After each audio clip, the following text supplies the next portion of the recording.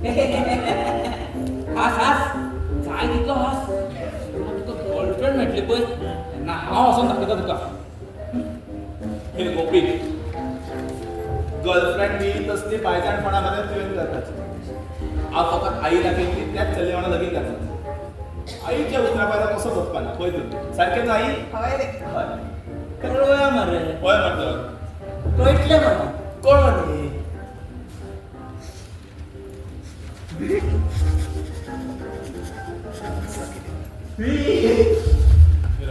काकी इतकं फोव केला दिसता म्हाका हाडून घे असं हेच सायडीन